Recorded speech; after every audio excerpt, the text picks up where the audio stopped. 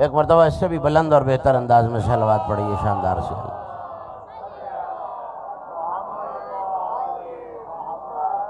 मजलिस तरहीम, मजलिस ईसाल सवाब बरपा है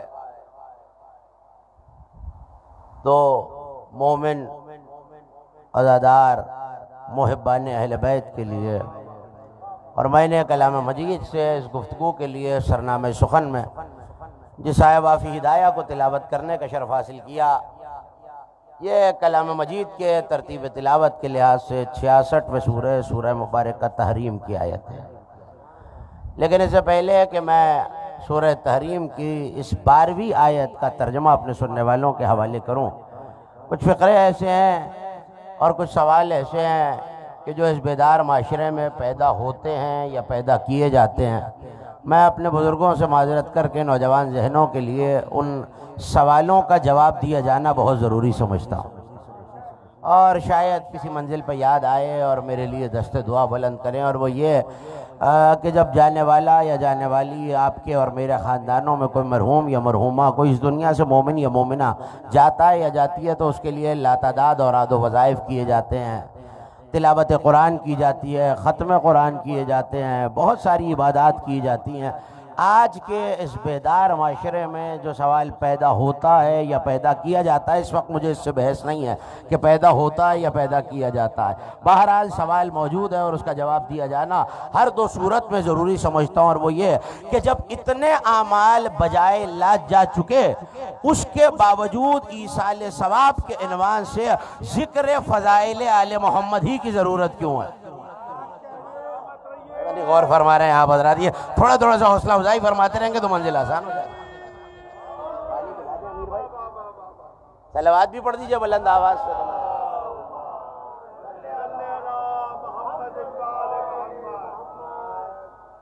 नहीं, इतनी गर्मी में इतनी ठंडी सलवात पे गुफ्तगू आगे नहीं बढ़ेगी, सब मिल के सलवात पढ़ेगी।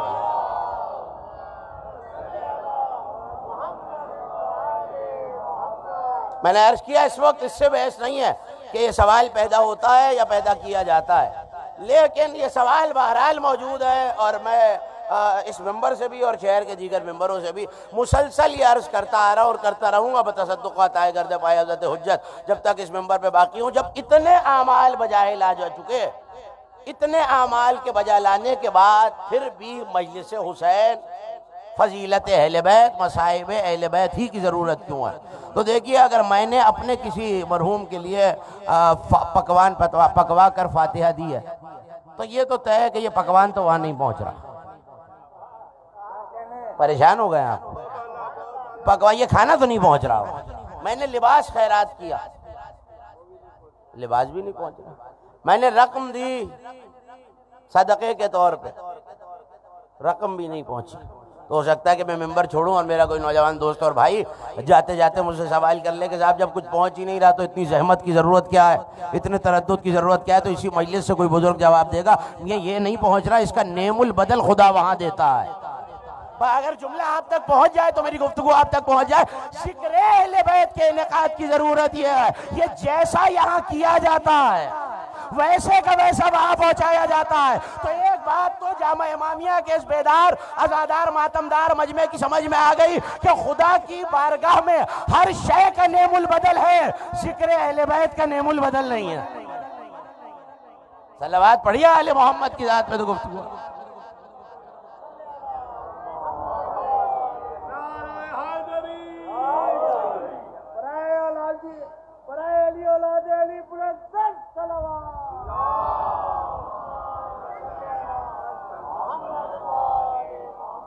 बारगाहे अज़दी में हर शय का नेमुल बदल है, मगर ज़िक्र अहले बैत का कोई नेमुल बदल नहीं है। और ज़ाहिर है कि ईसाल सवाब में भी वही जिक्र होना चाहिए जिसका नेमुल बदल ना हो। अच्छा, हो सकता है कि मैं मेंबर छोड़ूं, बड़ी तसल्ली से ये दो जुमले सुन लीजिएगा मेरे, ताकि मैं आयत तक आ जाऊं। हो सकता है कि मैं मेंबर छोड़ूं और आप कहें कि बहरहाल इतनी इबादत तो हो चुकी हैं, और आप कह रहे हैं ये जैसा यहाँ किया जाता है तो वैसे का वैसा जिक्र मोहब्बत और विलायत अहले बैत पहुँचाया जाता है। हर अमल ज़रूरी है अपने अपने मकाम पर, मगर मैं क्या करूँ कि अगर मेरे और आपके छठे इमाम सादिक़ आले मोहम्मद अलैहिस्सलातो और इसे आयतुल्लाह अहमद मुस्तंबत लिखते हैं कि इज़ा मात अब्दुल मोमिन, ये हदीस महफूज करें और शायद किसी मंजिल पे आपके काम आए। जब कोई मोमिन या मोमिना इस दुनिया से जाता है तो कब्र में अल्लाह उसके साथ 6 चेहरे दाखिल करता है। अच्छा मेरी मदद करेंगे तो मंजिला कितने चेहरे? 6 चेहरे। एक जैसे ही कब्र में जाता है तो एक उसके सिरहाने होता है, एक दाईं तरफ, एक बाईं तरफ, एक पांती यानी पैरों की तरफ, एक सामने और एक पीछे की तरफ। 6 चेहरे ऐसे हैं कि जो कब्र में आते हैं। उनमें जो चेहरा, जो रोह बिल्कुल इसके सराहने आता है, वो सबसे ज्यादा चमक रहा होता है। देखिए जिक्र अली का कमाल यही है कि चेहरा बता देता है कि जुमला पहुंच गया। हाँ, कब्र में भी चेहरा ही बताएगा। लेकिन सुनते रहिएगा, ये रिवायत मासूम की अगर आप तक पहुंच जाए तो मेरी गुफ्तगू आप तक पहुंच जाए। सराहने चेहरा है, सामने चेहरा है, दाएं चेहरा है, बाएं चेहरा है, पांती चेहरा है, पुश की तरफ चेहरा है। एक चेहरा जो सबसे ज्यादा चमक रहा है, सबसे ज्यादा ताबा है, सबसे ज्यादा खुशबूदार है, सबसे ज्यादा वजाहत वाला है, सबसे ज्यादा नूरानी है। वो मोमिन सबसे पहले दाएं हाथ वाले चेहरे से पूछेगा तू कौन है, तो वो चेहरा पलट के कहेगा मैं तेरी नमाज हूं। गौर नहीं फरमा रहे मेरे सुनने वाले, मैं तेरी नमाज हूं। बाईं तरफ वाले से पूछेगा तो वो कहेगा मैं ज़कात हूं। जो पांती है उससे पूछेगा, वो कहेगा मैं वो नेकी हूं जो तूने अपने मोमिन भाई से की है। हर चेहरे से नूर साते होगा। फिर पुश की तरफ के चेहरे से पूछेगा तू कौन है, वो आवाज देगा अनस से आम, मैं तेरा रोजा हूं। और नहीं फरमा रहे आप। सीधे हाथ वाले ने कहा मैं नमाज हूं, बाईं तरफ वाली ने कहा कि मैं तेरी ज़कात हूं, कदमों वाले चेहरे ने कहा मैं वो नेकी हूं जो तूने अपने मोमिन भाइयों से कर रखी है। एक ने कहा कि मैं तेरा रोजा हूं। जब 5वें चेहरे से पूछेगा तो वो कहेगा अना तरकुल मासी, मैं वो नेकी हूं जो तेरे गुनाहों को छोड़ देने की वजह से आई है। जब 5 चेहरों से पूछ चुकेगा तो अब वो जो सबसे रोशन चेहरा उसके सराहने चमक रहा होगा, उससे पूछेगा कि तेरा नूर तो सबसे ज्यादा है, जुमला जाहिर ना कीजिएगा, तेरा नूर सबसे ज्यादा, तू कौन है? वो पलट के कहेगा मैं अली की मोहब्बत और विलायत हूं।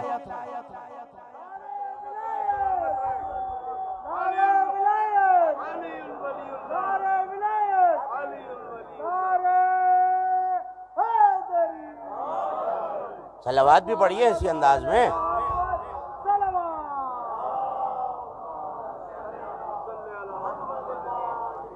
तो मेरे ख्याल है कोई बात है, कैमरे से पीछे दुरूद जा नहीं रहा है।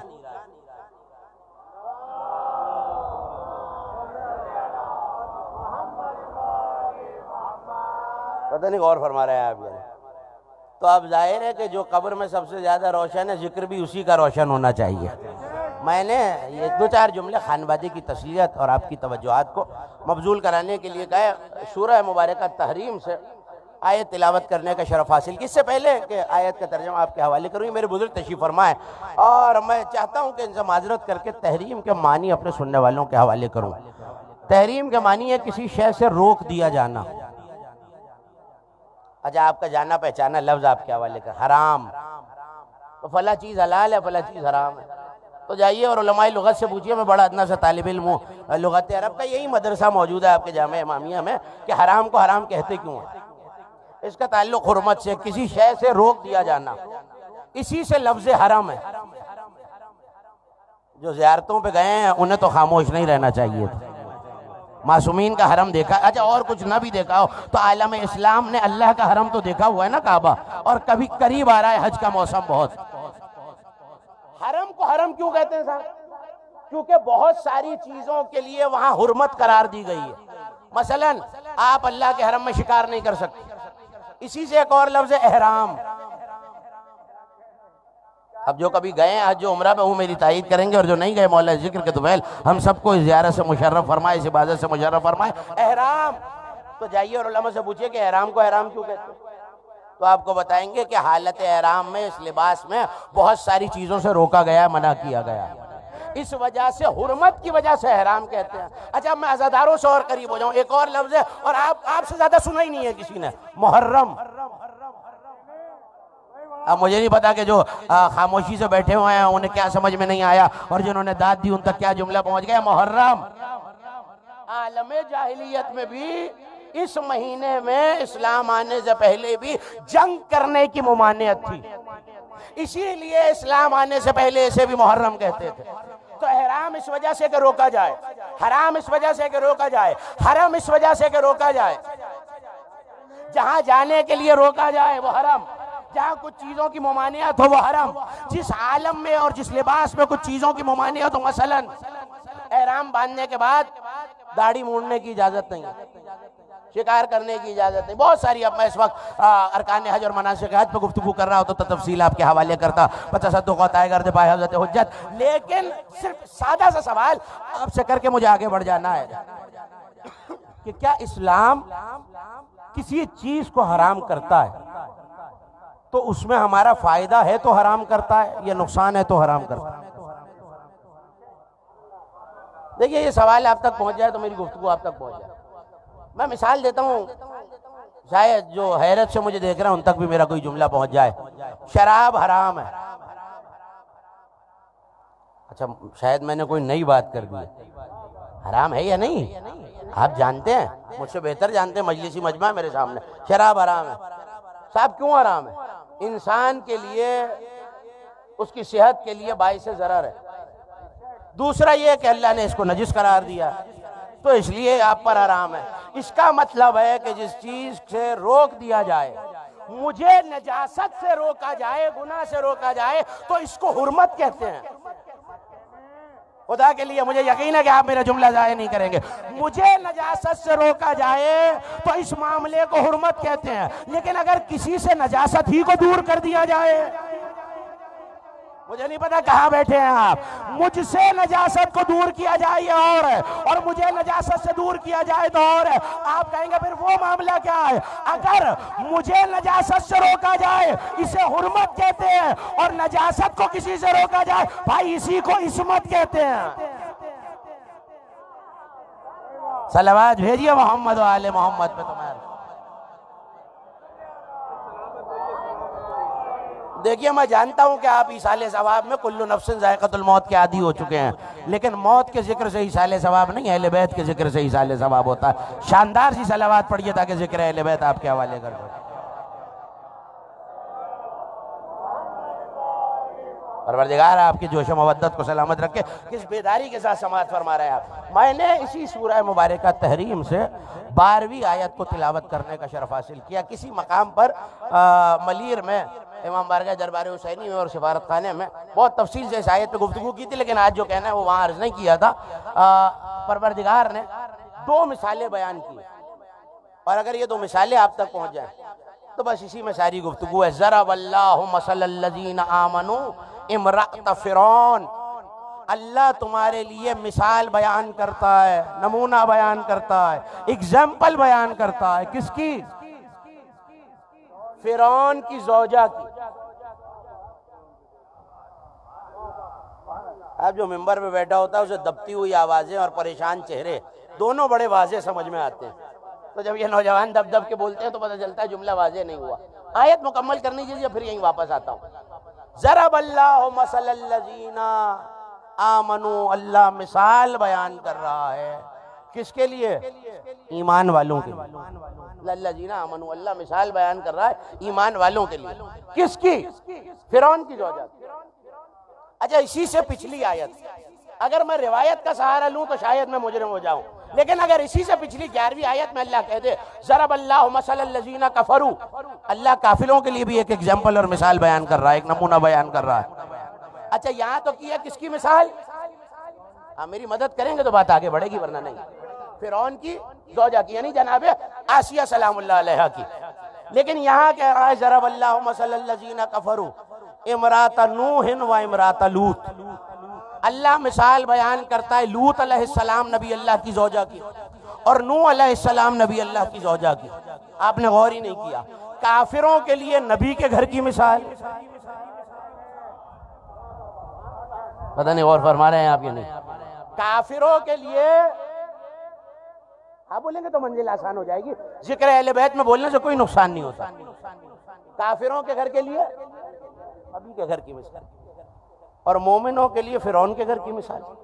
पालने वाले की कोई माजरा उलट नहीं गया, ये जामे इमामिया का बेदार अज़ादार मातमदार मजमा मुझे हैरत से देख रहा है। हमारे लिए तो नबी के घर की मिसाल होनी चाहिए, और काफिरों के लिए फिरौन जो काफिर है उसके घर की मिसाल होनी चाहिए थी। ये तूने नबी की अजवाज की मिसाल काफिरों के लिए रख दी है, और फिरौन की ज़ौजा की मिसाल मोमिनों के लिए रख दी है। तो कहा आयत पूरी पढ़ो, मेरे नबियों के घर रहती थी मगर दिलों में ईमान ना आ सका। देखिए, अगर मैं रिवायत पढ़ रहा होता, अगर मैं रिवायत सुन लीजिए, अगर मैं रिवायत पढ़ रहा होता तो शायद आपके पास और मेरे पास ये मौका होता कि ये कह के गुजर जाए कि रावी ज़ईफ है। आयत कुरानी ये कह रही है कि अल्लाह ने काफिरों के लिए दो नबियों की अज़वाज के घर की मिसाल बयान की। एक हजरत नूह नबी अल्लाह अलैहिस्सलाम की ज़ौजा की, एक नूह नबी अल्लाह अलैहिस्सलाम की ज़ौजा की। क्यों? नबी के घर में रह रही हैं, मगर चूंकि ईमान से बैर था इसलिए अब ये आपकी मर्जी, चाहे तो महफूज कर लीजिए चाहे तो जाया कर दीजिए, लेकिन मजबूरी मेरी यही है कि पढ़ने मुझे सिर्फ फजाइल ही आते। ईमान वालों के लिए काफिर के घर की मिसाल, कुफ्फार के लिए नबियों के घर की मिसाल, और वो भी दो नबियों के घर की मिसाल। पालने वाले वजह क्या है? का दिल में ईमान से बैर था। तो एक बात तो कुरान ने बता दी कि नबी के घर में रहना काफी नहीं है, दिल में ईमान का घर भी होना चाहिए। नबी के घर रहे और ईमान से बैर रखे तो ईंधन है जहन्नम का, ईमान से बैर रखे तो जहन्नम जाए। और अगर कोई खुले ईमान से बैर रखे, जनाब सरकार अबू तालिब अलैहिस्सलाम व औलाद अबू तालिब अलैहिस्सलाम बुलंदतरीन सलामत रहिए, सलामत रहिए। अगर कोई ईमान से बैर रखे तो जहन्नम, और नबी के रहने पर, नबी के घर रहने पर कुल्ले ईमान ही से बैर हो जाए, तो ये तो तय है कि कुरान की नजर में काबिल मजम्मत है, काबिल इज्जत नहीं है। मुझे जो पैगाम देना था मैंने दे दिया, लेकिन आगे बढ़ के कहा मसलल्लज़ीना आमनू, ज़रबल्लाहु मसलल्लज़ीना आमनू, अल्लाह मिसाल बयान कर रहे मोमिनों की। किसकी मिसाल? जनाब आसिया सलामुल्लाह अलैहा की मिसाल। और जनाब आसिया की एक दुआ को कुरान ने नकल किया। क्या दुआ? रब्बिब्नी ली इंदक बैतन फिल जन्ना, पालने वाले मेरे लिए अपने कुर्ब में, अपनी इंदियत में, जन्नत में एक घर बना दे। पूछना ये है कि क्या ये जन्नत का घर आसिया को सिर्फ ईमान लाने पे मिल रहा है? अच्छा चलिए, अभी तो मैं सवाल कर रहा हूँ, अभी तो मैं गुफ्तगू ही नहीं कर रहा, सवाल कर रहा हूँ। बड़ा बेदार और मजलिसी मजमा मेरे सामने है, पढ़े लिखे साहिबाने इल्म अफराद मेरे सामने तशरीफ फरमाए। दूसरा सवाल एक ये कि जनाब आसिया को जो जन्नत में घर की ख्वाहिश है ये ईमान की बुनियाद पे कर रही है। दूसरी बात, अगली आयत में अल्लाह ने यही मिसाल कायम रखते हुए कहा और हम ईमान वालों के लिए मरियम की भी मिसाल देते हैं। आपने गौर ही नहीं फरमाया, वहां नाम लिया है, यहां शौहर से तारुफ कराया है। पालने वाले आसिया का नाम ले लेता सलामुल्लाह अलैहा, नाम ले लेता जनाब आसिया का, मामला ही खत्म हो जाता कि आसिया भी मिसाल है मरियम भी मिसाल है। नहीं, मादर ईसा का नाम लिया है, मगर जनाबे आसिया का तारुफ शौहर से कराया है, और शौहर भी फिरौन जैसा। पालने वाले इतना बड़ा काफिर है, खुदाई का दावेदार है, तुझे क्या जरूरत है कि इमराता फिरौन, फिरौन की ज़ौजा कहे? सीधा सीधा आसिया का नाम ले ले। तो अब मुफस्सिरीन ने जो लिखा आपके हवाले, अब चाहे तो इसे जैसे चाहे महफूज कर लीजिए। आगे बढ़ के मुफस्सिरीन ने लिखा कि मरियम का किरदार ईसा के साथ बहुत वाज़ेह था। अगर नाम आ जाता जनाब आसिया का तो किरदार और आसिया की अजमत की वजह ना आ पाती। फिरौन के घर का तस्किरा करके और ज़ौजियत का करके बताया कि चाहे काफिर के घर क्यों ना रहे, अगर नबी से हमदर्दी करे। और नहीं फरमा रहे आप, चाहे काफिर के घर क्यों ना रहे, अगर नबी से हमदर्दी की है। क्या हमदर्दी की है? ताबूत मूसा का बहता हुआ आ रहा है। आ जाइए, जो तफसीर शिया किताबों में आपको मिल जाए, तफसीर नूर सकलैन, तफसीर बुरहान, तफसीर साफी, तफसीर फुरात, तफसीर कंजुद दकाइक, तफसीर, जो तफसीर आपको मिल जाए। 5 नाम मैंने ले लिए, पंजतन के मानने वालों को 5 हवाले तो काफी होने चाहिए ना। तो 5 हवाले मैंने आपको दे दिए, और जो देखना चाहे बाकी हवाले वो इस खादिम के पास आ जाए। ताबूत जनाब मूसा का बहता हुआ आया, देखा फिरौन की एक बेटी है जो बरस में मुब्तला है, तमाम तबीबों को दिखा लिया, कोई इलाज नहीं, तमाम तबीबों को दिखा चुके। काहिनों ने, तबीबों ने कहा अभी जो ताबूत आएगा उसमें एक बच्चा होगा, उसका लुआब लेकर, मुझे नहीं पता जो हैरत से मुझे देख रहे हैं वो कहाँ है, उसका लुआब लेकर और जिस गहवारे में आए उस गहवारे को बर्फ पे मस करोगे तो शिफायाब हो जाओगे। एक बात तो काहिनों ने भी बता दी और इस सूरा और आयत ने भी बता दी कि मासूम का लुआब भी शिफा होता है, गहवारा भी शिफा होता है।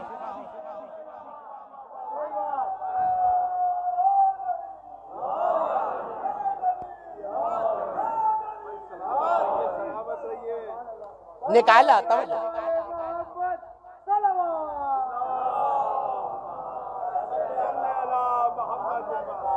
तमीद खत्म हो रही है और मुझे बहुत तेजी से उस मंजिल तक आपको लेके आना है कि जहां तक मैं अपने सुनने वालों को ले जाना चाह रहा हूं। ताबूत से जनाब मूसा को निकाला, शिफा मिली, उठाया, अब ये कुरान है, कुर्रतु ऐनुन ली व लक। फिरौन ये देख बेटा है, ये मेरी आंखों की भी ठंडक, तेरी आंखों की भी ठंडक। जानते फिरौन ने क्या कहा? हो सकता है ये वही बच्चा हो जिसके बारे में पेशगोई की गई है, तो तेरी आंखों की तो ठंडक होगा, मेरी आंखों की ठंडक नहीं है।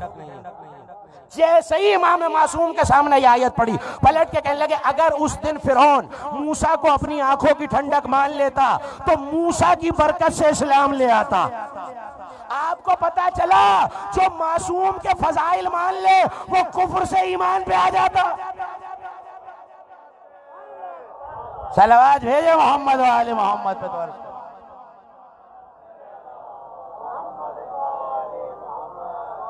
अगर सिर्फ मूसा को आंखों की ठंडक मान लेता तो ईमान ले आता। अच्छा, इसका मतलब है कि जनाब आसिया को यह मर्तबा मिला परवरिश मूसा करने पर, सिर्फ ईमान पे नहीं मिला।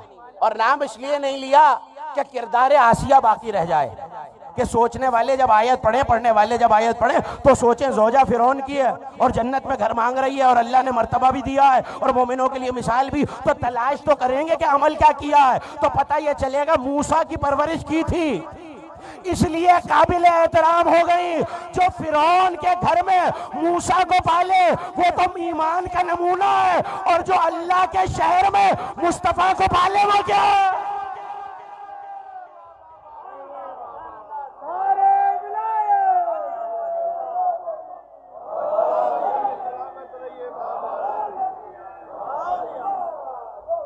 सलावत भी पढ़ा जी। अबू तालिब अलैहिस्सलाम, औलाद अबू तालिब अलैहिस्सलाम, बुलंदतरीन सलवात। बेटा जियो, सलामत रहो, सलामत रहो। आप जिए। जो फिरौन के घर मूसा, देखिए बड़े नबी है मूसा उलुल अज़्म है, साहिब शरीयत है, साहिब किताब है, मगर बहरहाल मेरे नबी से अफजल नहीं है। जो शान रिसालत पे भी ना खुश होता वो अल्लाह जाने कब खुश होता है। फजीलत अहले बैत का कमाल ये है कि चेहरा खिल के बताता है कि जुमला पहुंच रहा है, और यकीनन ये सारे खिले हुए चेहरे, ये सारे चेहरों की ताबानी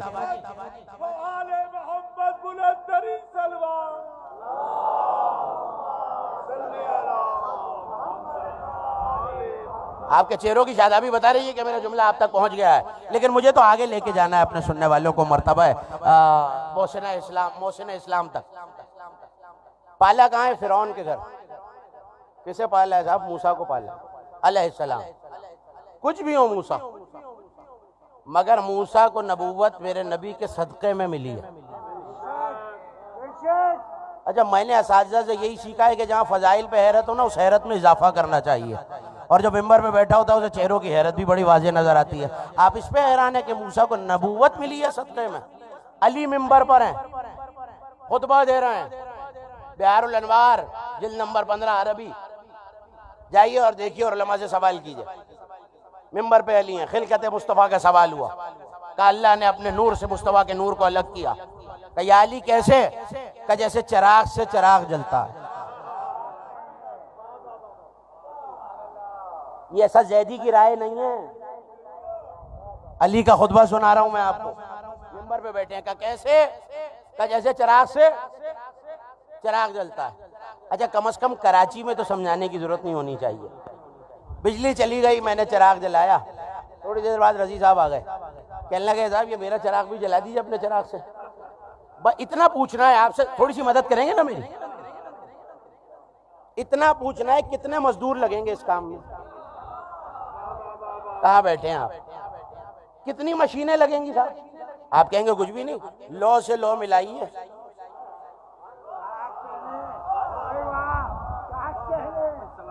लौ से लौ लगाइए, पहला भी वैसे ही जलता रहेगा, दूसरा भी चमकने लगेगा। और ही नहीं फरमा रहे। फिर ताहिर साहब आ गए, फिर अमीर साहब आ गए, फिर शाहिद साहब आ गए, फिर आबाक साहब आ गए। अपने अपने चिराग 2 से 4 हुए, 4 से 6 हुए, 6 से 8 हुए, 8 से 10 हुए, 10 से 12 हुए, 12 से 14 चिराग पूरे हो गए। अब ये आपकी मर्जी कि दश्त हैरत में खोई रही है या मेरे हम सफर हो जाइए। मैंने 14 चिराग एक कतार में रख दिए, आपको बुला लिया, मैंने कहा अच्छा अपना अपना चिराग उठा लीजिए साहब। आप बता सकते हैं पहला कौन सा है, दूसरा कौन सा है, तीसरा कौन सा है, चौथा कौन सा है, 10वां कौन सा है, 12 कौन सा है, 14वां कौन सा है? तो यही तो फरमाया अव्वलोना मोहम्मद, औसतोना मोहम्मद, आखिरोना मोहम्मद।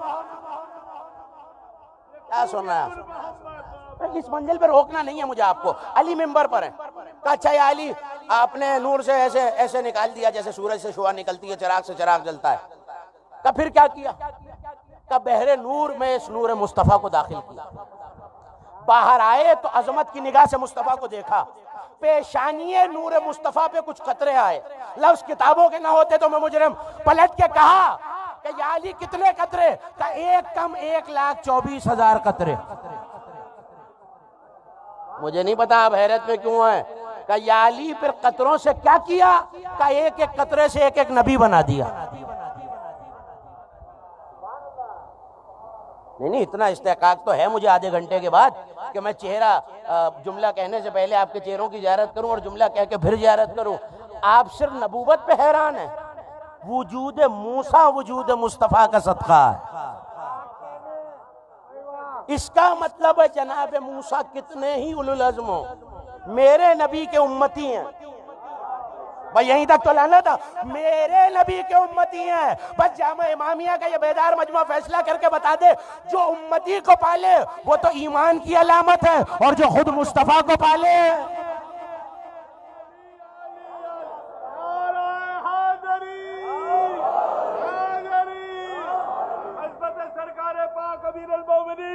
अली इब्न अबी तालिब अलैहिस्सलाम उन्नतरी सलवा।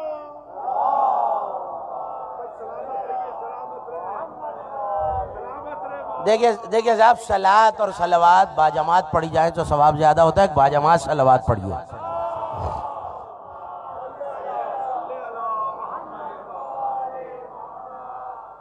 अच्छा, जनाब आसिया ने पाला, क्यों पाला?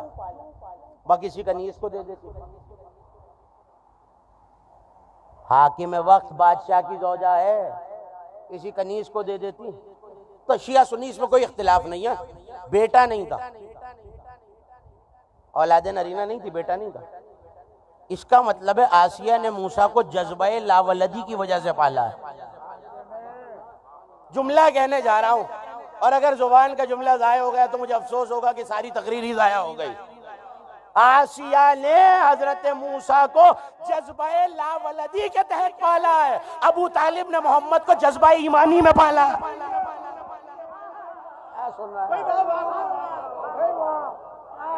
जज्बे बे औलादी में पालना और है, जज्बा ईमानी में पालना और है। बेटे मौजूद हों फिर भी अपने बेटों का निवाला मुस्तफा के दहन में रखे वो अबू तालिब। अच्छा जाइए जाइए, अब तक तो आयत आपके हवाले कर रहा था। उलमाए अहले सुन्नत से एक रिवायत आपके हवाले, शेख मुहियुद्दीन इब्न अरबी ने, शेख बड़ा मोतबर नाम है आलम इस्लाम में, उन्होंने एक रिवायत लिखी, अल वलदो सिर्र अबी वल वलदो जुज़्ज़न ले अबी। बेटा बाप का राज होता है, बेटा बाप का जुज होता है, हिस्सा होता है। तो एक बाप के 4 बेटे हैं, वह इतनी मदद कर दीजिए, कितने जुज हैं उसके? हाँ, जिसे सही जवाब आता है उसे तो बिल्कुल ही नहीं शर्माना चाहिए। कितने जुज हो गए? 4। एक बाप के 8 बेटे हैं, कितने जुज हो गए? एक बाप के 12 बेटे हैं, 12। इसका मतलब होता है हर बेटा बाप का जुज होता है, हर बेटा बाप का जुज होता है। मैंने तो जुमला कह दिया, मेरा मजमा मुझे हैरत से देख रहा है। हर बेटा बाप का जुज होता है। मैं उस अबू तालिब की बात कर रहा हूं जिसका एक जुज कुल्ले ईमान है।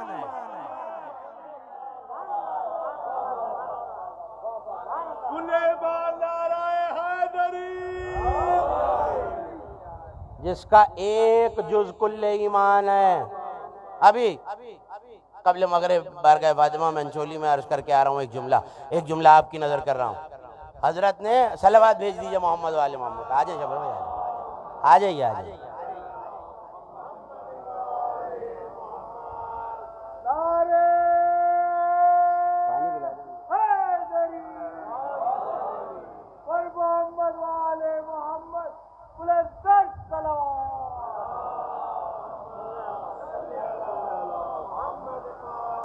मुझे यकीन है इससे बुलंद सलावत पढ़ेंगे आप जनाब अबू तालिब की ज़ात।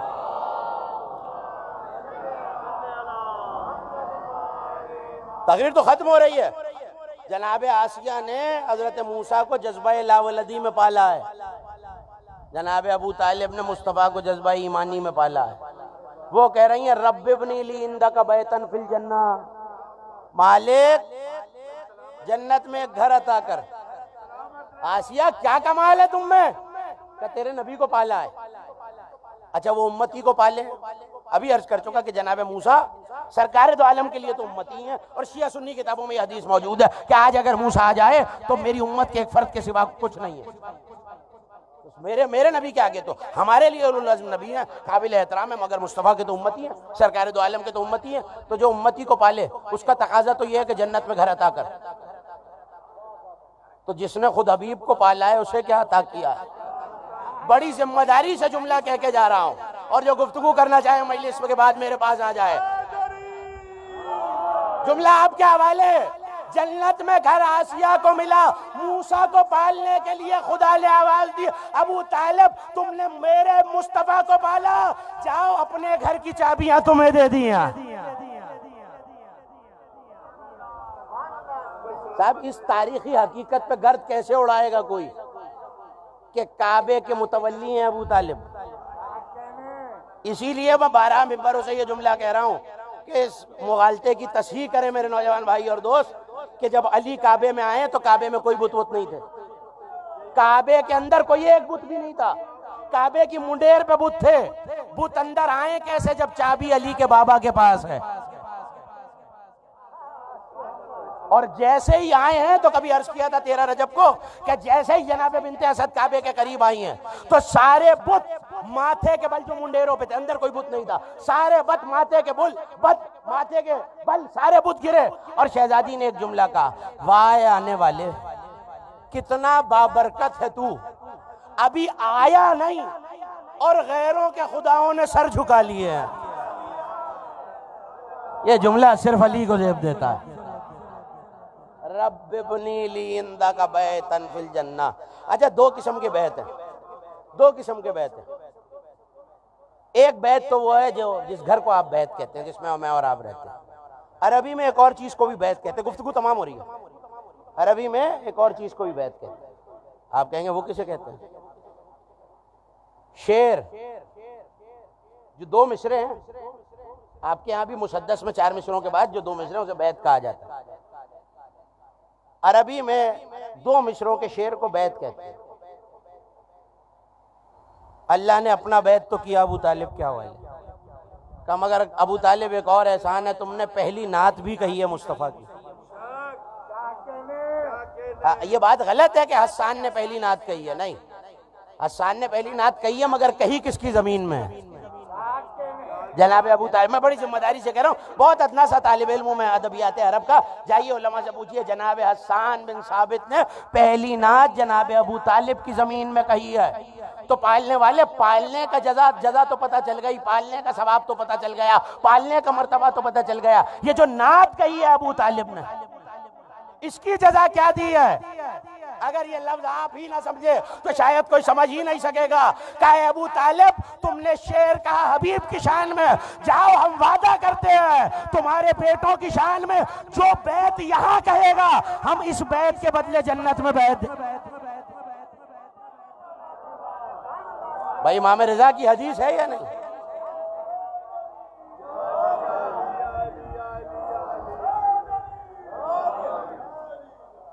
सलावत भी बढ़िया। अली इब्न अबी तालिब अलैहिस्सलाम दोनों हाथ बुलंद करके कुले मार डाला, हैदरी हैदरी। गुफ्तगू तमाम हो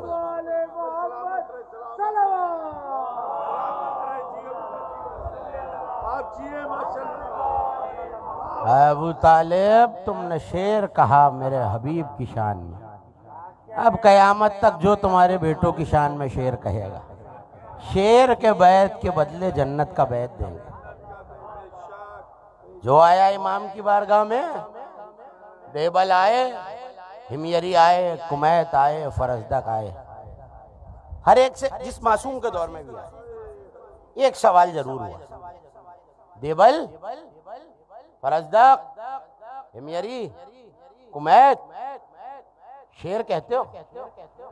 का मौला कहता हूँ, फरजंद रसूल कहता हूँ। बस ये जुमला सुनना था। अगला जुमला कहा, फिर मुझे मेरे जद का मरसिया सुना दे। ये अजमत के जाकिर को मिंबर पे बिठाया, शायर को मिंबर पे बिठाया और फरजंद रसूल जमीन पे बैठे। आपकी आवाजें बुलंद हो गई, आपकी आंखों ने अश्कों को वजू कर लिया। ये कयामत तक जितने नोहे कहे जा रहे हैं ये अबू तालिब की नातों के सिले में कहे जा रहे हैं। ये जितने मरसिए अहले बैत की शान में कहलवाए गए ये एहसान है अबू तालिब का नतीजा। मुझे हुक्म है मसाइब के ख़ास रुख का, लेकिन दो जुमले सुन लीजिए। उससे पहले आया देवल इमाम की बारगाह में और मरसिए का आगाज़ किया। इमाम रजा के बारे में किताबों में ये जुमले मौजूद हैं। अगर नाम हुसैन आ जाता तो फिर 3 दिन तक कोई इमाम को मुस्कुराते नहीं देखता था। करीब आती जा रही है फसले अज़ा, 1 माह का फासला है। इमाम सादिक के लिए भी, इमाम रजा के लिए भी ये जुमला मुश्तरक है कि जब तक मदीने में रहे तो मदीने वालों ने मुहर्रम का चांद आसमान पे नहीं देखा। जब अली रजा और जाफर सादिक के घर से चीख मार के रोने की आवाज आती थी, मदीने वाले समझते थे मुहर्रम का चांद नजर आ गया। मैं ये मसाइब नहीं पढ़ता उस मखसूस तारीख के अलावा, लेकिन बानी मजलिस का हुक्म है। 2 जुमले सुन लीजिए। शायर ने मरसिया शुरू किया, इमाम ने हाथ के इशारे से रोका का पर्दा लगाया जाए। शायद आपकी आंखें अश्कों का वजू कर लें। जैसे ही पर्दा लगाया गया तो पूछने वाले ने पूछा, मौला ये पर्दा क्यों लगाया गया? का मेरी बहनें पर्दे के पीछे आके बैठ गई। खुदा आपकी आवाजों पर रहमत नाजिल करे। ये बुलंद आवाज से रोना आले मोहम्मद को बहुत पसंद है। आपके छठे इमाम सजदे में सर रख के कहा करते थे, पालने वाले उन चीखों पर रहमत नाजिल फरमा जो हमारे मसाइब में बुलंद होती। शायर ने मरसिया शुरू किया ऐसे में जैसे ही अली अकबर की शहादत के बंद तक आया, एक मर्तबा बीबियों से आवाज़ें गिरिया बुलंद हुई। शायर ये सोच के रुक गया कि कहीं कोई बीबी गश न खा जाए। एक मर्तबा मौला ने पूछा, पढ़ते पढ़ते रुक क्यों गया? का मौला बीबियां रो रही है। रो के कहा इन्हीं को सुलाने के लिए बुलाया।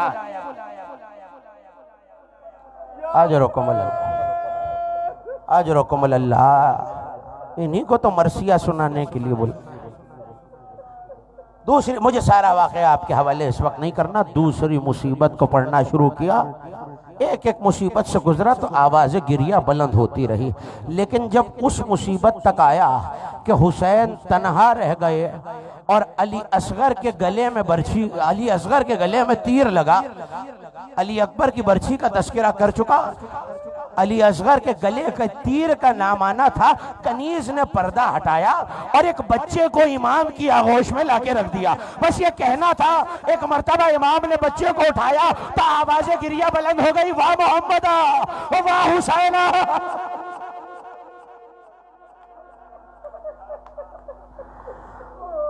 अजरकुम अल्लाह। पढ़ते पढ़ते देवल ने मरसी का शेर पढ़ा, ऐ फातिमा जहरा आओ कि तुम्हारे चमन के फूल सहराए अरब में बिखर चुके।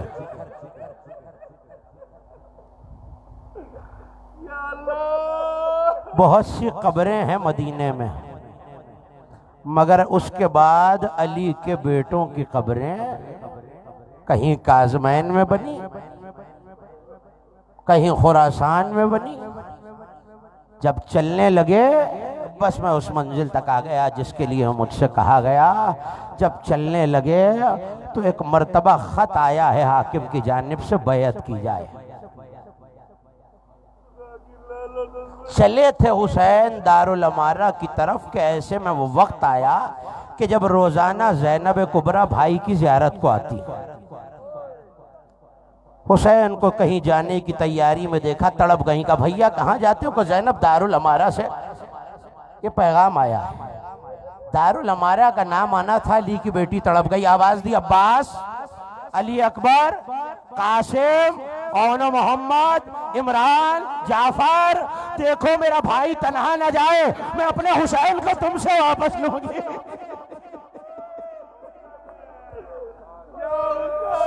मदीना है जो दारो हुसैन दारुल अमारा जा रहे हैं। अब जो दरवाजे पर पहुंचे तो बनी हाशिम के जवानों से कहा तुम यहीं ठहर जाओ, मैं जाता हूं और देखता हूं कि ये हाकिम क्या चाहता है। ऐसे में आगे बढ़ने लगे तो अब्बास ने साथ चलना चाहा, हाथ के इशारे से रोक दिया। अब्बास का मौला मैं तन्हा कैसे जाने दूं? तो अब्बास देखो अच्छा यहीं ठहर जाओ, जब मेरी आवाज बुलंद हो जाए तो फिर दारुल अमारा में आ जाना। अब जो बैत का सवाल किया और हुसैन मौला की आवाज बुलंद हुई तो अब्बास ने चौखटों समेत दरवाजे को गिराया। मैं हाथों को जोड़ के कहूंगा जी, अभी तो हुसैन की बुलंद आवाज पर न ठहरा गया, कल हुसैन मक्तल में होंगे, खंजर चलता जाता होगा, हर सर पे हुसैन पुकारेंगे अब्बा। आज रुकुम अल्लाह। मैं दुआ दे सकता हूं जो आंख किस गम में रोती है, खुदा किसी गम में न रुला। चलने लगे, दो जुमले सुन लीजिए, मुझे सारी रुखसत इमाम की नहीं पढ़नी मदीने से, दो जुमले सुन लीजिए। चलने लगे, बहुत से लोग आए रोकने वाले, कहा हुसैन ठहर जाइए न जाइए। सबसे आखिर में जनाब उम्मे सलमा आई, आके कहा हुसैन मैं रुकने को तो नहीं कहूंगी, लेकिन मेरे लाल कुछ दिन अपने जाने को मौखर कर दो। कहा अम्मा वजह क्या है? कहा हुसैन जब तुम्हारे नाना इस दुनिया से गए थे तो बनी हाशिम के महल्ले में जिन्नात की बीबियों की नोहों की आवाजें आती थी। मुझे नहीं पता आप कैसे सुनेंगे और कैसे गिरिया करेंगे। हुसैन जब तुम्हारी माँ इस दुनिया से गई तो मैंने बनी हाशिम के मोहल्ले में जिन्नात की बीबियों के नोहे की आवाजें सुनी। हुसैन जब से तुमने जाने का ऐलान किया है मुझे दोबारा उन नोहों की आवाजें आ रही।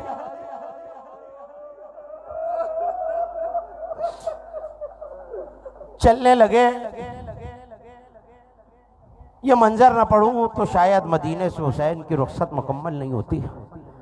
कब्र रसूल पर आए, रावी कहता है इस आलम में आए कि सीना फैला हुआ था, हुसैन का सर बुलंद था, कदम जमा जमा के चल रहे थे, ऐसा लग रहा था कोई दीनों दुनिया का बादशाह जा रहा है।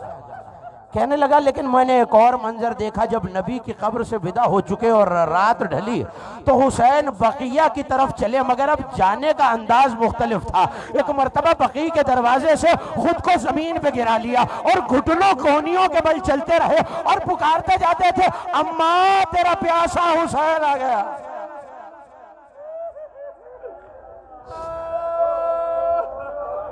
अज़ादारों बस इससे ज्यादा मुझे रुखसत का मंजर नहीं पड़ना, लेकिन अज़ादारों पता कब चला कि माँ साथ आई है जब 2 मुहर्रम को खैमे लगे और हुसैन ने कहा अब हम यही रहेंगे, अब्बास खैमे लगाए जाएं। फिजा दौड़ कर आई, आखिरी 2 जुमले सुन लीजिए। का मौला आपकी बहन ने याद किया है। अब जो ज़ैनब कुबरा के खैमे में आए ना हुसैन, देखा सकीना आगोश में है। का ज़ैनब क्या हुआ, अभी तो खैमा लगा है। का भैया ये कैसी सरजमीन है, कोई खाक उड़ के सकीना के बालों में आई है।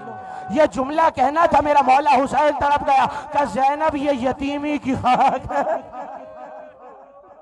का भैया ये तो समझ में आ गया ये यतीमी की खाक है, मगर भैया जब से यहाँ खैमा लगा है मैं किसी बीबी के रोने की आवाज पुश्ते खैमा से सुन रही हूँ। हुसैन तड़प गए। का ज़ैनब कहाँ पहचाना, जब से हमने मदीना छोड़ा माँ ने कब्र छोड़ दी।